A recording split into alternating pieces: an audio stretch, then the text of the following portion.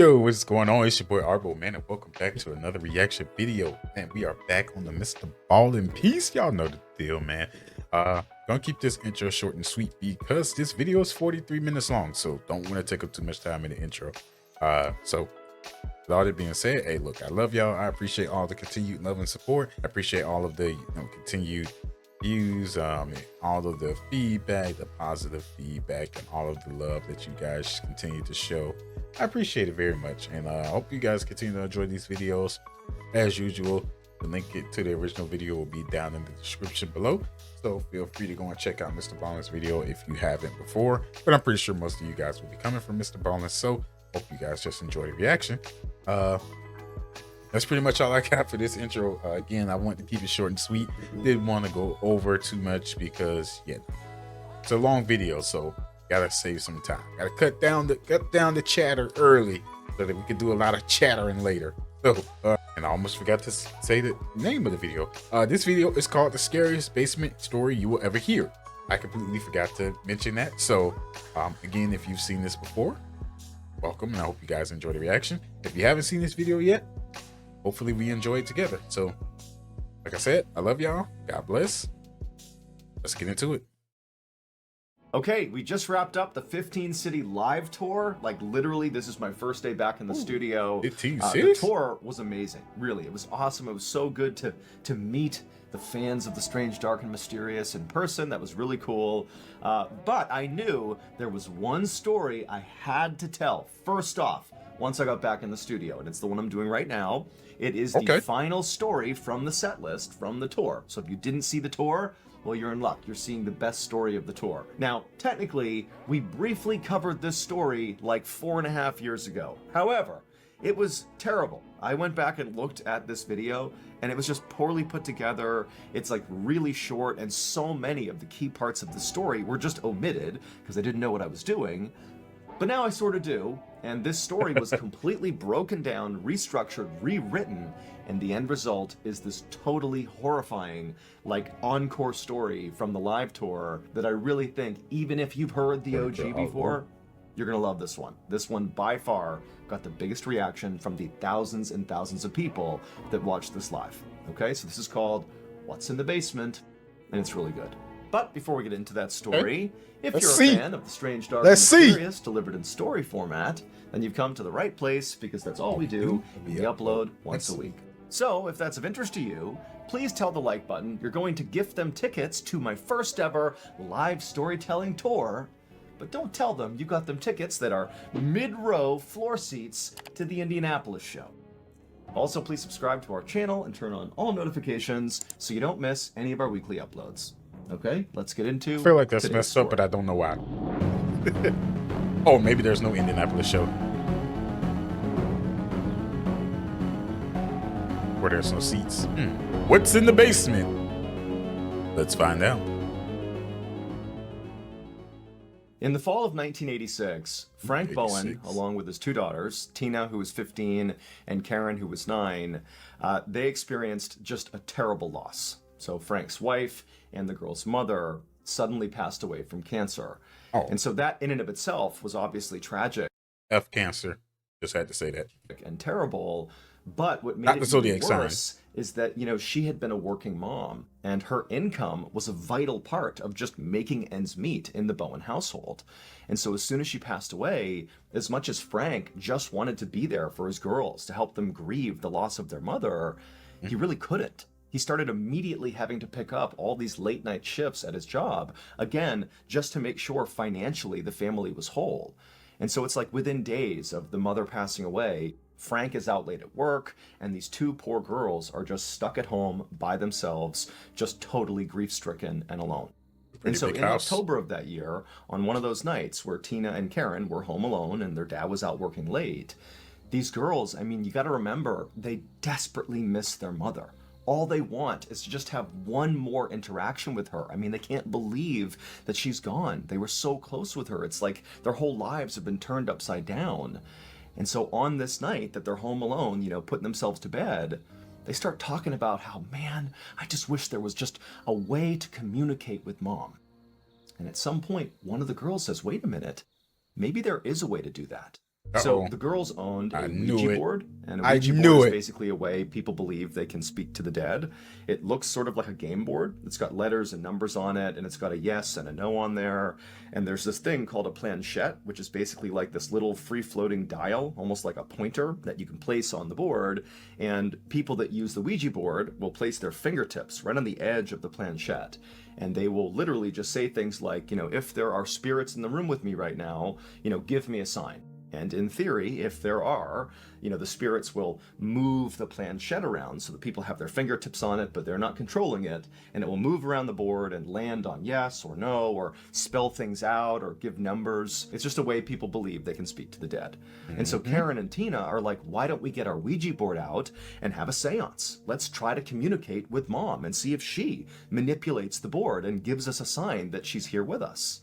I already don't like this. I don't play with spirits, bro. And this is not my cup of tea. I don't like those. I don't like spirits. I don't like Ouija boards. I don't like playing. I don't play with ghosties and all that. I don't do this. But this is another video that's for y'all, because this right here makes me nervous. I don't like this stuff, but I'm not gonna complain. Okay? Okay, I'm gonna try not to pause a lot. But yeah. And so Tina and Karen, they get their Ouija board, they go down into the basement of their house, they lay it out, and they put their fingers on the planchette. They go to the basement. And after a minute, one of the girls is like, hey, Mom, are you here with us right now?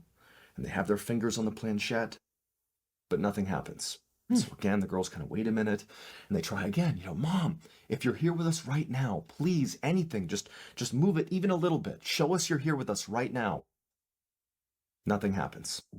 And so over and over and over again for over an hour, the girls just sit there asking every combination of question they can possibly think of to try to elicit a response from their mother, who they so want to believe is like with them right now, sort of looking out for them. But no matter how earnestly and passionately they asked these questions, the planchette never moved. So the seance didn't work.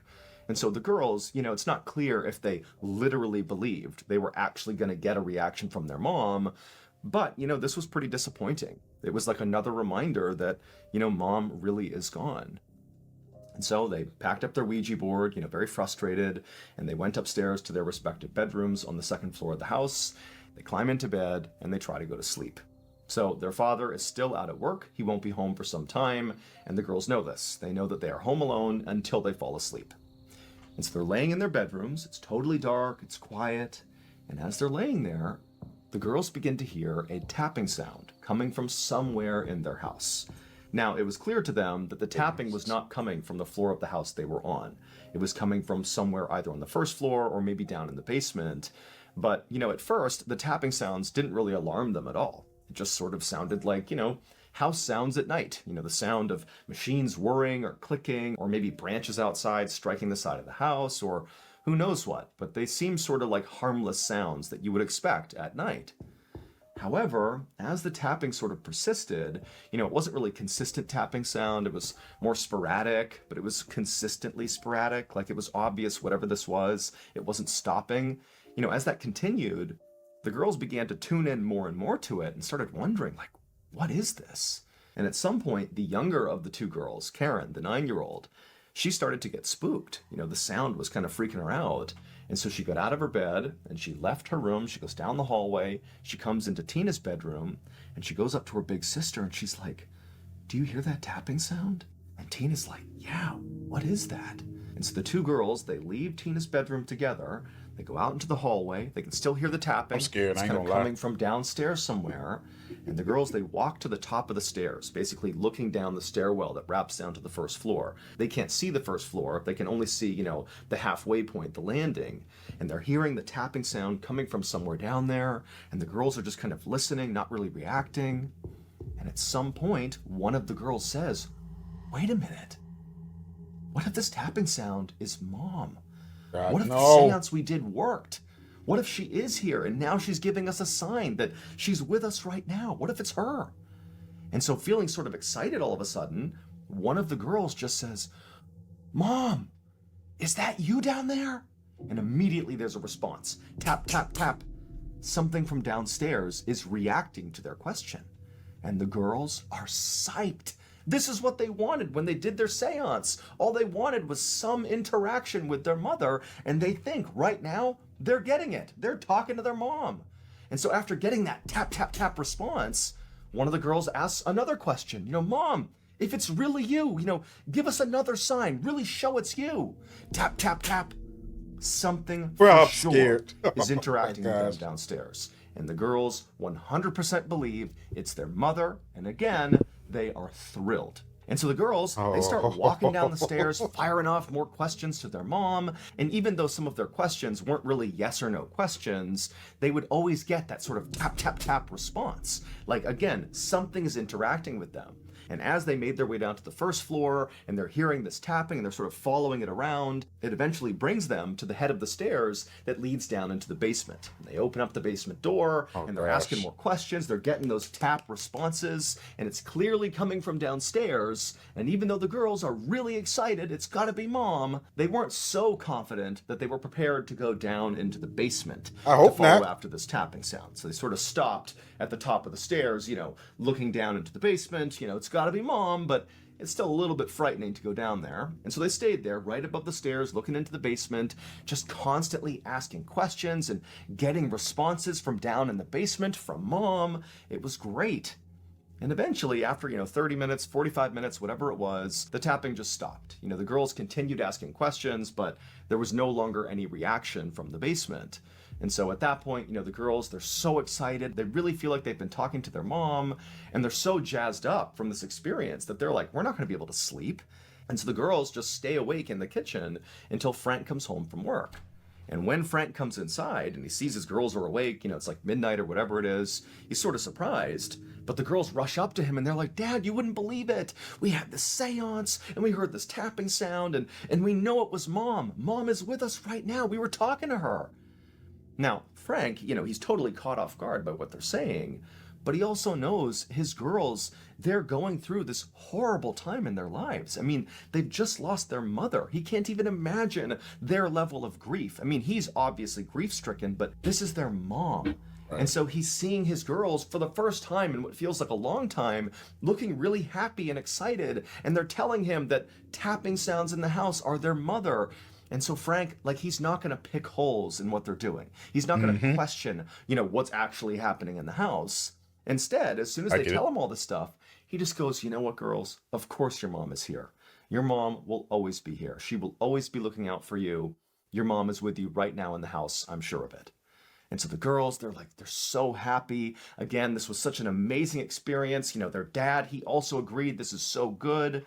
And so the girls, they happily go upstairs to their bedrooms and they go to sleep. And Frank, truthfully, after having this exchange with his daughters, didn't really think much of it. Again, he's sort of thinking that, there wasn't really tapping sounds coming from his deceased wife. This is just some coping mechanism that the girls are using to deal with this tragedy. And he thinks, you know what? It's healthy enough. It's making them happy. What's the big deal? And so Frank, he goes to bed.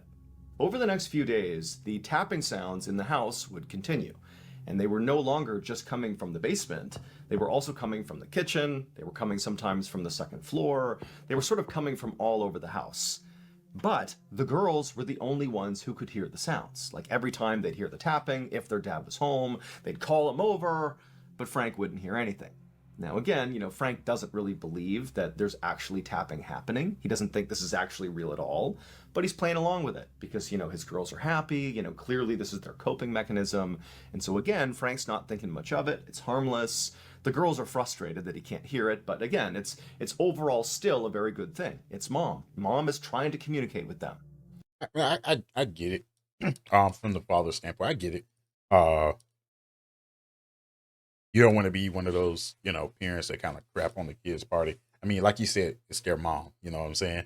That's it's a traumatic experience for anybody, even for an adult. But let alone a young girl. That's rough. So I kind of get where he's coming from. Where it's like, okay, yeah, the tapping, yeah. In reality, he's like, ain't really nothing happening, but I'll let them believe it's happening. I don't want to be that person that says, "Oh yeah, oh man, stop making stuff up." I'll let them believe it's happening. Yeah, the tapping. Yeah, of course. Yeah, mom's here in the kitchen. Yeah, maybe mom might be hungry. She wants an omelet. You go with it. It's your kids.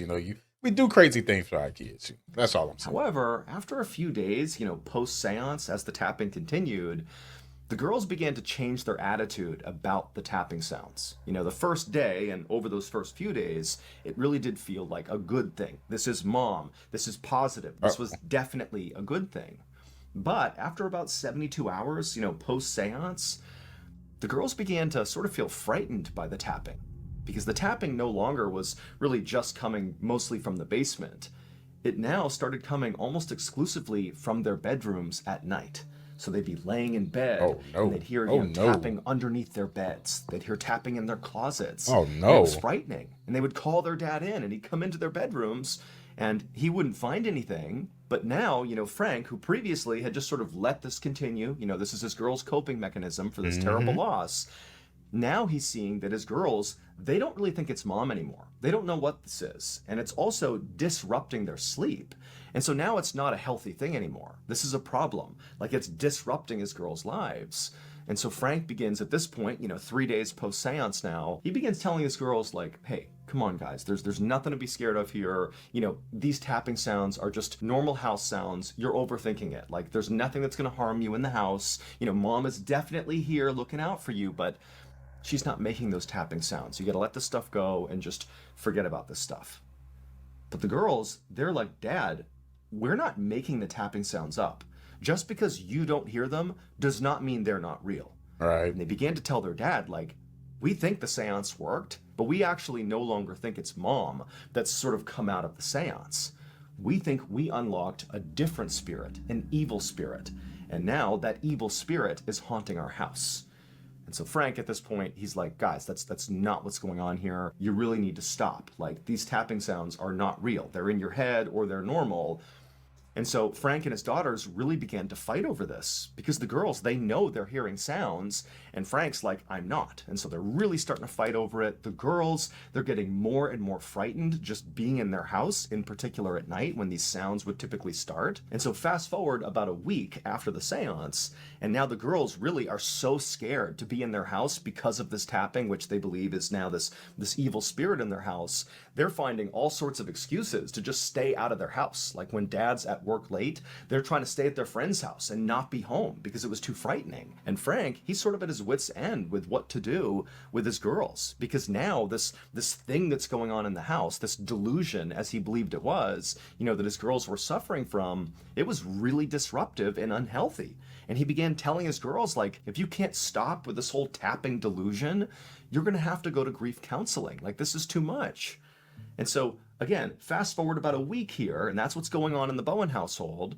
And on this particular day, the girls, Tina and Karen, they didn't have a place to go that night. They didn't have a friend who was available. And so they're home at their house alone. Frank's out for the night doing a late night shift. And the girls, they're in their kitchen just kind of hanging out. They're pretty anxious here. And they start to hear tapping sounds coming from the basement. Now, by this point, the tapping sounds were so common that just hearing the tapping sounds was not like this horribly frightening thing. It was just sort of this very unsettling thing where nobody knew what they were. And again, the girls think it's something evil. Okay, I get it. But on this night that the girls are alone, Dad's gone, Tina, the older of the two, she says to Karen, like, Dad doesn't believe us. He does not believe that there's tapping sounds in the house. And so we, right now, need to go down in the basement and investigate, because if we don't, no one's ever going to look into this. Like, nobody believes us. And Karen is horrified at the idea, Karen's the me too, of going down into the basement, to go see what this tapping is, but she doesn't want to be away from her sister, and so she's like, okay. And so Tina gets a knife from the kitchen. She goes to the door to the basement. Karen follows right behind her, and Tina, she opens up the door, and the two girls begin going down the steps. And once they get to the bottom of the steps and they're in the basement, it's just this kind of blank slate down there. There's a washing machine and a dryer, there's some boxes, but it's just sort of a dank, sort of open, nothing cellar down there. And the girls, when they got down there, they're looking for the origin of this tapping sound. And on some level, they expected to find something that was making these sounds, because they've been hearing these sounds. For them, it's not a delusion. Every time they hear these sounds, they are real to them. Just because their dad doesn't hear it does not mean it's not real to them. And if you look at the beginning, when they first started hearing the sounds, they thought it was their mom. And they never really fully investigated. They maybe didn't want to find out that, perhaps the tapping sound was, a washing machine or something, because that would destroy the illusion that it was their mom. So they never fully investigated then. And then the next few days after that, when it sort of transitioned and became a scary thing, the girls also never really investigated because it was scary now. They didn't want to know what was making this tapping sound. And so now here we are a week into this, and they've gone down into the basement where they've heard the tapping sounds, and they're like prepared to see something that is making this sound because it's real for them.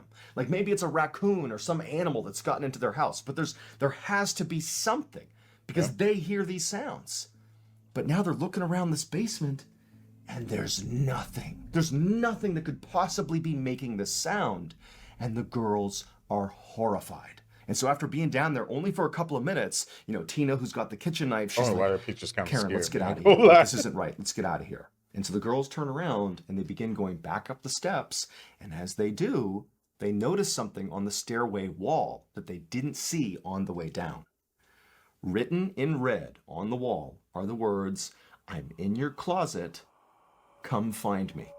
And when the girls see that, they are horrified. And they sprint up the stairs, they bolt out of their house, they go to their neighbor's house, start banging on the neighbor's door. The neighbor comes to the door and he's like, "What's going on?" And the girls are like, "Oh my God, we had this seance, we've been hearing tapping in the walls, and now somebody's written on the walls, we don't know what's going on."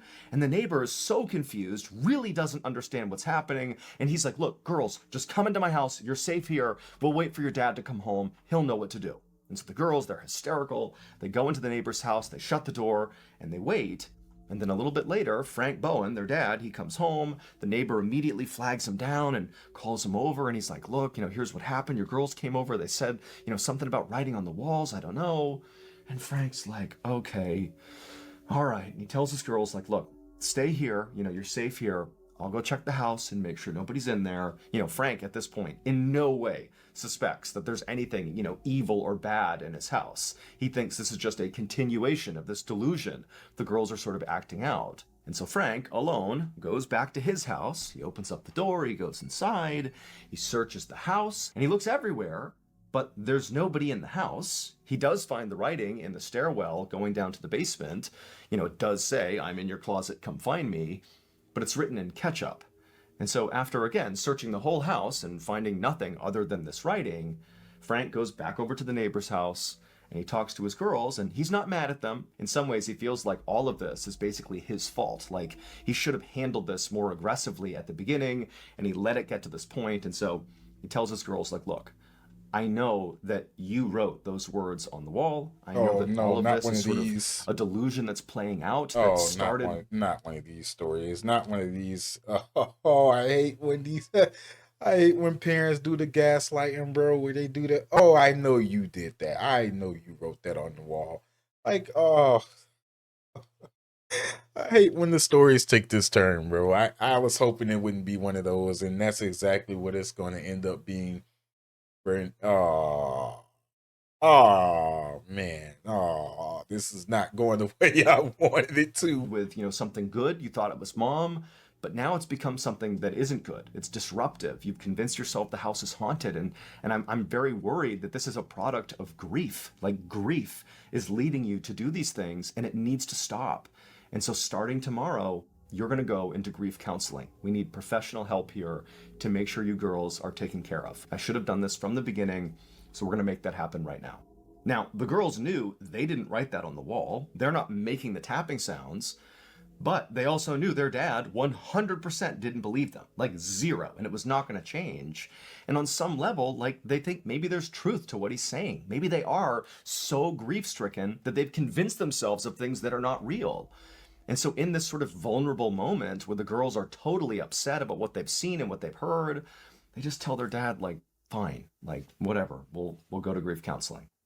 And so sure enough, the next day, the girls would start grief counseling, and right away, all the tapping in the house, all the writing on the walls, all that stuff stopped. Like peace returned to the Bowen household, at least at first. Why the doll eye open like that? As you may already know, I recently was on tour. Me and my team spent 4 weeks traveling in a bus around the country, telling stories live to thousands of people. It was totally incredible and surreal. But I've got to say, the best part of the whole experience was just getting to interact with you all in person, fans of the strange, dark, and mysterious. And also, pretty much everybody turned out in flannel. It was like a sea of thousands of people rocking the flannel. Because basically, You gotta rock the flannel, bro. You can't go to a Mr. Ballen show with no flannel shirt on. And you gotta have that. Look at this dude. Look at these two dudes with the hats backwards. You got to, bro. If you don't show up with a flannel and the hat backwards, what the hell are you there for? You might as well stay home. If you ain't gonna rock the flannel, if you ain't gonna throw the hat backwards, especially as a man, I understand the ladies, you don't want to mess up your hair. I get it. But as a man, if you don't throw that hat backwards and put on the flannel, you might as well just stay home, bro. Like, real talk. The official uniform of the strange, dark, and mysterious Exactly. is the flannel. And guess what? With the hat I have backwards. a surprise for you that has to do with flannel just in time for the holidays. I am so excited to share that our brand new I'm tripping. official Mr. Ballen flannel. Oh, we got Mr. Ballen flannel. I need See one of some of those. you I ain't guys gonna lie. rocking the flannel the next time I go on tour. Hey, somebody, Happy holidays, everybody. Okay, back to the story. Somebody send me a Mr. Ballen flannel. I'll love you forever. I promise I will. I'm not joking, by the way. Let me get one. Fast forward 3 weeks to December 8th, 1986. So this is 3 weeks after the girls began their therapy. And in those 3 weeks, the Bowen household is totally calm. There's no more tapping, nothing. Everything is fine. But on December 8th, Frank, along with his 2 girls, Tina and Karen, and their friend, Kathleen, they had been out for the evening, maybe getting ice cream or going out to eat or whatever, and they come back to the Bowen household. And when they do, it's nighttime, so it's dark outside, and Frank, he goes up to the porch, he goes to the front door, and as he's about to open up the door, he looks through one of the windows of his house, and he sees there are several lights on in the house that he didn't remember leaving on before they left. Uh-oh. And so he just thinks, like, that's weird. Like, I could have sworn I turned those lights off. He's kind of looking back at the girls right behind him, so Lock the wondering pistol. if maybe they left the lights on, but he's like, no, that's weird. So he unlocks the front door, he swings the door open, and immediately... See, the first thing I would have did when I saw that, I wouldn't have unlocked the door. I would have twisted my doorknob to see if it was already open. And at that point, you got to pull out the 9. Like, that's what I would have did. And that's something that I've started doing with my own door in my personal place. Whenever I come home, I always try to open my door first. And I know for a fact that I locked the door. So if I open my door, if I push my door handle down and open my door and my door opens, that means that either somebody's in my house or somebody has been in my house. Either way, the 9 coming out. But that's something that I've started doing. And that's something that I would have done in this scenario. Instead of opening the door when I see lights on and I'm like, bro, I know I turned these lights off. The first thing I would have done is push that door. And if it comes open, somebody's been in there. Or somebody's currently in there that shouldn't be in there. he sees this scene inside of his house that makes no sense. The TV is on, a radio is on, and furniture in the first floor of the house where he's looking has clearly been moved. Not dramatically, but things have been moved around on the first floor. Like if you live somewhere, you know where things go. Yep, things are off. And Frank, like he's seeing this. All right, I'm not going to pause no more for a while. But that's the same thing that happened with my parents' house. Long time ago. I think before I was even born, and someone broke into my parents' house, and my dad knew that somebody had been in the house because he saw that the carpet was shifted, and he was like, "This carpet's been moved. Somebody been in here." And sure enough, they went into the bedroom, and the bedroom window was broken. Someone had broke into the bedroom, broke in through the bedroom window, and he knew it just because he looked down and saw that the carpet was shifted. And he was like, this carpet has been moved. Somebody's been here. And my dad is very meticulous. So he's one of those people that pays very attention to like the smallest, the most minute detail. Like my dad was one of those people that would walk in the house and he would like move the carpet himself, or he would just straighten out the carpet. Like he would vacuum the carpet, or I would vacuum the carpet, and then he would take it and straighten it out. And he would stand there and take it and then shift it to the left, shift it a little bit more to the right, and then he'd look at it, like, okay, it's straight now, and he'd leave it, and then he'd leave it when it's straight to him. So I'm pretty sure, like like he said, when you stay somewhere, you know when something's been moved. Even if it's just an inch, you could tell when you're used to seeing something in one spot, especially heavy furniture, you know something ain't right. And so my dad was kind of the same way. Like my dad saw that carpet and he was like, this carpet is not where it's supposed to be. It's not straight. Somebody's been in here. And he was right. Someone had broken through the window, and I don't think they stole some jewelry, but it wasn't any of my mom's good jewelry. My mom had a very secret hiding spot for her like actual expensive jewelry. So they got away with some like little stuff, probably worth a couple $100, but they didn't get the good stuff, thankfully. And he's sort of looking back at Tina and Karen, and he's like, did they do this? Are we back to this whole delusion? You got to remember that even though it's been 3 weeks now of peace in the Bowen household, Frank is all too aware of how insane it was right before then. With the girls, writing on the wall, at least according to him, and thinking there was an evil spirit in their house. And, he's thinking, is this them? Like, somehow did they do this? This feels sort of like a continuation of that. He's looking at the girls, but he's thinking to himself, like, they've been with me. We've been out of the house. How could they do this? But again, Frank is sort of caught.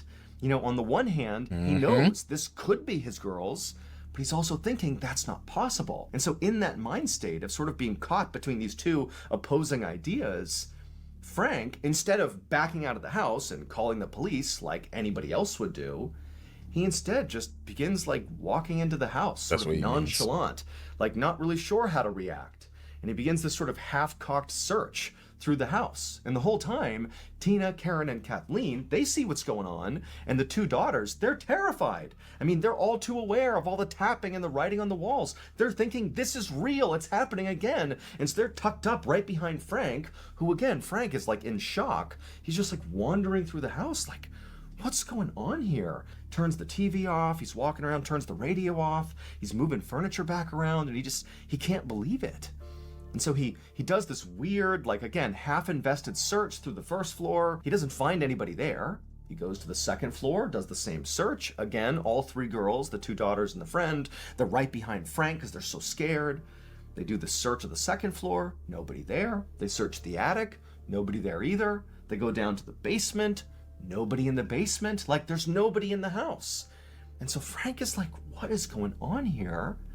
And then he remembers there's actually a room on the first floor of the house that he forgot to search. It was just a front room of the house right off the front entrance. When he began the search, he just sort of overlooked it because he was sort of in a daze. And so he's like, okay, I'll go back up there and I'll search that last room and then I'll know the whole house is secure. Nobody's here. And so Frank goes back up the basement stairs to the first floor. The girls are tucked up right behind him, still so scared. And he makes his way towards this room, and this room overlooks the front of the property. There are windows looking out to the road. It's just you walk in, there's windows, there's the front of the house, and there's a little closet over to the left. It's like a sitting room. And so Frank, he goes into this room, and right away he sees on the wall right in front of him, written in shaving cream, are the words, "Marry me." And so Frank, he walks over to the words, and he's staring at them, being like, what is this? Like, who wrote this? The girls, again, are right behind him, tucked up against the back of his legs, and he's staring, and as he's doing that, he hears movement in the closet in the room that he's in.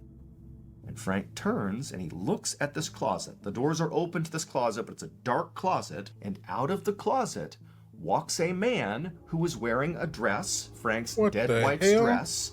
This person had clown makeup on their face, and they were wielding a hatchet. And they walk out of the closet, and they look at Frank, and they look at the girls who are so shocked, they're just in silence staring back at the sky. And this person looks at Frank and goes, "You and the girls, go upstairs." And so Frank immediately goes into protector mode, and he gets between the maniac and his girls, and he just tells the girls, like, go up the stairs, do what he says. And the hatchet-wielding maniac just sort of walks along, following after Frank and the girls. Again, Frank sort of staying between this person and the girls. And so Frank shepherds the girls up the stairs, and he's like, go ahead, girls, first bedroom, go in the first bedroom. So they go upstairs. All three girls go into the first bedroom. So Kathleen, Karen, Tina, and then Frank, he goes into the bedroom, and the maniac's right here in the hallway about to follow after Frank. And as soon as Frank gets in the door, Frank shuts the door and holds it shut, and there's suddenly this struggle between the maniac in the hallway and Frank. The maniac's trying to get in, there's this vicious struggle, and Tina, who's already in this bedroom, just turns, runs, and leaps out the second floor window. And so she smashes to the ground, she runs next door to that neighbor's house, she slams on the door, the neighbor comes out and Tina's screaming about, there's someone in my house! And so the neighbor at this point knows this is a real emergency, they call the police, and then minutes later, the police show up, and when they get there, they look up at the Bowen household, and Frank Bowen is leaning out of that second floor bedroom, and he's screaming to the police, hey, there's somebody in here, he was just at my door, he's gone, I don't know where he is. And police, they get over, they put a ladder up to the window, Frank comes down, they get the other two girls down, so everybody is safely out of the house now. They've been moved over to that neighbor's house, and now the police are going to go into the Bowen household to find this dress-wearing, hatchet-wielding, clown makeup-wearing maniac. They're going to find him and put him into custody. And so the police, they go into the Bowen household, guns drawn, and they search that entire property, top to bottom, and they find nothing. Nobody's there. The house is completely vacant. However, they would find a hatchet lying by the back sliding glass door, and the back sliding glass door was partially open. And so ultimately, again, when nobody is found inside the house, the police decide, well, clearly this maniac, if there really was a maniac, is now gone. Because look, the door's open, the hatchet's here, so they're gone. And so the police, they go over and talk to Frank and his family, and they're like, look, we don't really know what to make of this. We didn't actually see, this person you claim to have seen in your house. I'm sure there was somebody, but we didn't see them. And so for now, what we're gonna do... I'm sorry, it just made me laugh just thinking about the fact that she dove out the window. I mean, I don't blame her. You gotta do what you gotta do sometimes, but it just made, just the clip of them sitting on the couch it made me think about the fact that she just jumped out the window. She was like, F this. I don't know why that made me laugh. Monitor your property 24/7 and just see what happens, see if anybody comes in or out. We'll make sure nobody comes to this property. And we'll also begin an investigation in town to try to figure out, who this maniac was. And in the meantime, you and your girls go stay with a family friend or something. Just don't be here because we don't know what's going on here. And so Frank and his girls, they went and stayed with a family friend, and the police began their surveillance of the Bowen household. And for 2 days, nothing happened. Nobody went in or out of the Bowen household. And despite police canvassing the town and trying to figure out, who this maniac could have been, they really didn't get anywhere. Because remember, Frank's description and the girl's description of this maniac was, probably a man wearing a dress with clown makeup on. And so effectively, this person had a disguise on. There was nothing to go on. So they couldn't find anybody in town. There was no leads, and nobody has come to this house. And they're communicating with Frank Bowen the whole time. Basically, nothing's coming of this case. And so finally, 48 hours after, confronting this maniac in the closet, Frank and his girls, they've been at the family friend's house this whole time. And Frank's like, you know what, it'd be great to get my toiletries and a few other things from my house, because basically they evacuated their house and didn't get a chance to pack or anything. And Frank's thinking, nothing's going on at the house. There's no leads in this case. It's got to be safe to go back to my house for a minute and get the things I need. And so he tells his girls to stay with his family friend, and Frank, by himself, goes over to his house, and it's broad daylight, and he's expecting to find a police officer, who's monitoring his property, and he can tell the officer, hey, I'm just going in real quick to get my stuff, and they would, let him go in and do that. But when he got to his house, he looked around, and he didn't see any police officer outside the property watching the property. And he's thinking, that's pretty weird. They told me they've been watching my property 24/7, where are they? But Frank's like, that's weird, whatever. So he gets out of his car and begins walking towards his front door. But as he's walking, for a second, out of the corner of his eye, he can swear he can see somebody moving in the second floor of his house. That's all I need. That's all I needed. He was there, but he was certain somebody had been moving around up there. And Frank's thinking to himself, wait a minute. Are the police monitoring my house from the inside? Is that what they're doing? They've been in my house? I could have sworn they said they were out of my house. And Frank's like, you know what? Just in case, I need to call the police because I don't want to walk in there and startle an armed police officer who's basically looking for an intruder. And so Frank, he goes to that neighbor's house and uses their phone, and he calls the police, and he's like, hey, are you in my house? Is that what you guys have been doing? You've been monitoring my house from the inside? And they're like, no, we have been watching it from the outside. Very likely what's happened here is you've arrived at your house at the exact moment when there is turnover happening between the police officers who are watching it from the outside. Meaning the officer who's been watching your house must have just left, and the incoming officer who will be taking over the next shift is probably on their way, or maybe they're there right now. And in fact, what you should do, Frank, is hang up with us, go back to your property, and very likely the officer will be there or be there soon, and you can talk to them and have them search your house just in case to make sure nobody's in there. And so Frank says, okay, he hangs up the phone, he goes outside, and sure enough, now there is clearly a police officer in a car outside of his property. So Frank goes over and, explains the situation to the officer, and the officer's like, no one's going inside your property. Literally, we have watched this property 24/7, save for a couple of minutes here and there when we're doing turnover. That's all they need. Gone in or out of your property.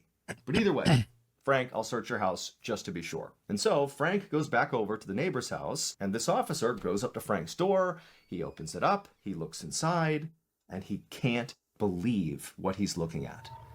In the first floor of Frank's house, it's just madness. There are pennies glued to the ceiling of the first floor, and the furniture clearly has been moved all over the place, but it's been stacked in these sort of weird arrangements. And there are glasses of champagne all over the first floor, and there are kitchen knives that have been driven into family photos on the wall. Like the knives are still sticking into the photo, and where these knives have been driven through the photo is always on a picture of either Tina or Karen, the two daughters. And where there are knives in these pictures, above those pictures is written, "I'm going to kill you, Tina," or "I'm going to kill you, Karen." And so this officer obviously knows, we have a problem here. And so he backs out of the house, he calls for reinforcements. And so all these officers go in, guns drawn, now convinced, clearly somebody has found a way to come in and out of this house, or they're still here, and we have to find them.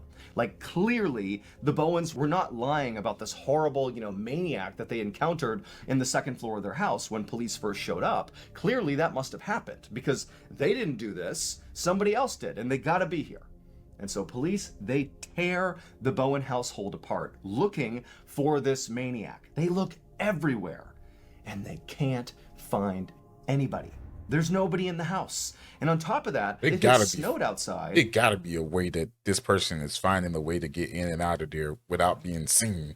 It has to be in that basement, or there has to be some kind of there has to be something. There's no way Buddy is just getting in and out like that. They made sure they walked around the property to see if there were footsteps coming in or out of the property, and there wasn't.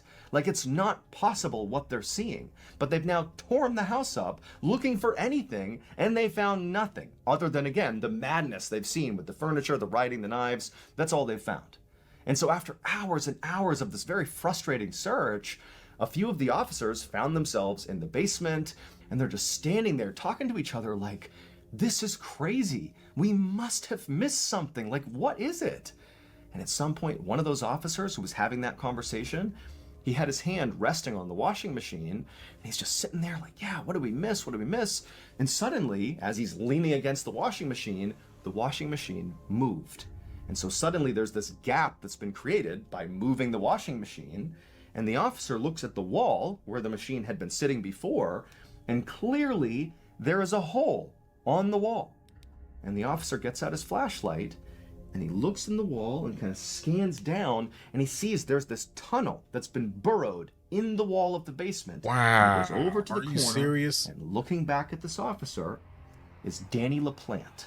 And he's crouched down, he's got a hatchet over his shoulder, he's wearing a dress, and he's staring back at this officer. I'm going to tell you about Danny LaPlante because this story takes a very dark turn. So Danny LaPlante was 16 years old at the time he was pulled out of the wall. And 6 months prior to being pulled out of the Bowen household's wall, Danny had had this very brief interaction with Tina Bowen, the 15-year-old. Apparently they went to school together or had some interaction in town, but Danny had sort of fallen in love or had some sort of romantic interest in Tina, and he felt like Tina had rejected him. Now, Tina did not remember any of this with Danny. This is entirely Danny's memory of what happened. But either way, 6 months earlier, when he had this sense of rejection from Tina, Danny responded to that by breaking into the Bowen household, cutting a hole in their walls, and burrowing tunnels in their walls. And for 6 months, Danny LaPlante lived in the Bowen household in their walls. Now, Danny was not That's able to access the insane. entire house through the wall in the basement. He could basically maneuver in the basement and partially into the first floor, but in order to get to the other parts of the house, Danny had to leave the wall. And so routinely, over these 6 months that he was in their house, Danny would literally, while the family was home, just get out and wander through their house, like as the family is just living there, and they never noticed him. And so for 6 months, Danny spied on that family 24/7. And when the girls had that seance with the Ouija board to try to contact their mother, Danny was downstairs in the basement in the walls watching, and he saw an opportunity. He thought, I'm going to pretend to be their mother and screw with them. And so when they heard that tapping sound, that was Danny pretending to be their mom. He was absolutely trying to get them to believe their mother was here. But then whenever Frank was around, Danny would stop the tapping and sort of let Frank believe the girls were making it up. And then gradually, Danny sort of transitioned from it's your mom and it's good to actively trying to terrify the girls. He began tapping at all hours of the night. He began sneaking out of the wall, going upstairs to the girls' bedroom, flicking the undersides of their beds, going in their closet, tapping in their closet, and then making sure to be hidden or escape before Frank came in. I mean, this is absolutely psychotic behavior. But it gets worse. So Danny is taken out of the walls and he's arrested. But then 10 months later, when he is awaiting trial, Danny is released on bail. And while he is on bail, he would sneak into another family's house in Massachusetts, the Gustafsons' house, and unfortunately, that family would not escape Danny. Danny would murder 3 members of that family for really no particular reason. He just picked a family and killed them. And so very likely, if Tina had not leapt out of the second floor window when Danny revealed himself in that dress with the hatchet and got them to go up to that bedroom, if Tina hadn't leapt out and if Frank hadn't held off the door like that, almost certainly Danny was corralling that family into that room to kill them with the hatchet. But Tina basically saved their lives. As of this video, Danny LaPlante is still alive and he's serving multiple consecutive life sentences, and he actually recently was put up for parole. He didn't get it, he did not get parole, but during his hearing for his parole, when he was rejected, he was determined to be one of the most psychopathic inmates in the entire prison system. That's insane, bro. And now, here is a clip from the latest episode of Redacted. That's crazy. He actually sat there for 6 months and just tortured the hell out of them for no reason. Hey, now I feel bad for laughing that she jumped out the window, because they would have died if she wouldn't have done that. He was gonna kill all of them and the friend. A lot low key, I thought maybe the friend had something to do with it, but it just turns out he's just a psychopath. That's insane. And then they give him bail, bro. Like, oh my gosh. And then they give him bail, and he just goes and kills somebody else just for no reason. Like, that's heartbreaking. I feel, I feel for the family that lost somebody, just, and it's kind of hard to even, it's like, you give them bail, and I mean, it's kind of hard to say maybe they shouldn't have, because he hadn't, I don't know. It's hard, like they always say, it's hard to measure intent, but that might have been one of those scenarios where they might have just been like, nah, we can't give you bail, bro. You got to stay here. But I mean, I could kind of understand it, because you're thinking that his obsession is only with that daughter. You're not thinking that he's going to go and do something crazy like that. You're thinking, okay, this is with this child, with this daughter. That's the problem, is this daughter. You're not thinking that it's a full-on just delusion, thing that's going to affect everybody. So, man, that's crazy. Man. RIP to the victims of that family. Thankfully that, the daughter was able to keep them alive by diving out of that window. Thankfully they were able to find him. It's just insane, bro. The thing that some people do is just crazy. But this was a great story. Very good story. Very good story. I really enjoyed it. Hope you guys enjoyed it too. As usual, I'll leave the link to the original video down in the description. Go drop a like on the video, sub to Mr. Ballen if you're not already subbed to him. I'm sure most of you guys are probably here from his channel. So if you enjoyed this story, we can always have a discussion about it. But that was insane. That was insane. Again, just another video that you're just gonna have to watch for yourself. Like, it's crazy.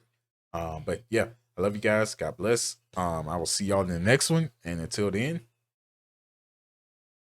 peace.